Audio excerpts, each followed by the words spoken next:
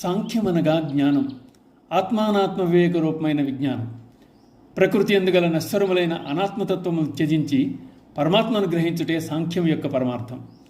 జ్ఞాన సంబంధమైన విషయములు తరచుగా రావడం వల్ల దీనిని సాంఖ్యయోగం అన్నారు. గురుజనులతో యుద్ధము అనుచితమని భావించిన అర్జునుడు కర్తవ్య నిర్వహణ యందు తన అసమర్థతను ప్రకటించి శ్రీకృష్ణుని శరణు వేడాడు. తన దుర్భర శోక నివృత్తికి ఉపాయం తెలుపమన్నాడు. అర్జునుని మానసిక స్థితిని గమనించిన కృష్ణ పరమాత్మ అర్జునుని యందు ధైర్యం నింపదలిచాడు.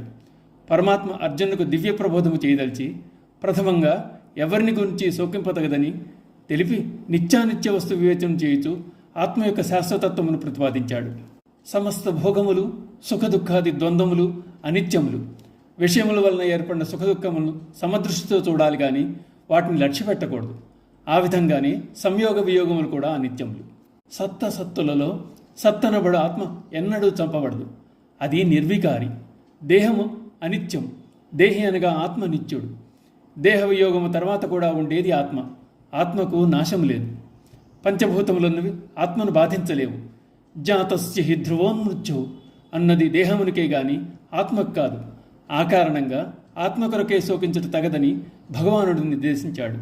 క్షత్రియ ధర్మమును అనుసరించి కూడా అర్జునుడు బంధుమిత్రుల కొరకు దుఃఖించరాదని పలికి ధర్మబద్ధముగా కర్తవ్య నిర్వహణ చేసిన ఏ పాపము అంటదని భగవానుడు స్పష్టం చేశాడు.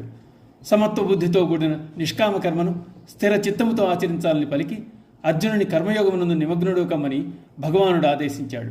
ఆత్మజ్ఞానము చేతనే విషయవాసనను తొలగించుకొనవలనని, విషయములందు ఆసక్తిని త్యజించి ఆత్మానుభవమును పొందవలనని పలికి అట్టి ఆత్మస్వరూపమును సాక్షాత్కరించుకున్నవారు అరుదుగా ఉంటారని భగవానుడు తెలియజెప్పాడు. అర్జునుడు అడిగిన స్థితప్రజ్ఞుని యొక్క లక్షణములను వివరించి చెప్తూ భగవానుడు విషయ చింతన వలన ప్రమాదము సంభవించునని, అన్ని వైపుల నుండి ఇంద్రియములు నిగ్రహించిన వానికే ఆత్మదర్శనం లభ్యం కాగలదని తెలిపి అటువంటి వారు పరమశాంతిని పొందగలరని స్పష్టం చేశాడు. ఇంద్రియ నిగ్రహము లేని వారికి సుఖం లేదు. నిర్విషయ నిర్వికార స్థితి అంత్యకాలమునందు కూడా ఉంటే మోక్షమును పడేయగలరు అని ఉపదేశించి భగవానుడు అధ్యాయాన్ని ముగించాడు. ఏషా బ్రాహ్మీ స్థితి పార్థ నైనాం ప్రాప్య విముహ్యతి స్థిత్వా స్యామంతకాలేపి బ్రహ్మ నిర్వాణం రుచ్యతి. అర్జున, ఇదియే బ్రహ్మప్రాప్తి చెందిన పురుషుని స్థితి. ఇట్టి స్థితిని పొందిన యోగి ఎన్నడూ మోహితుడుగాడు.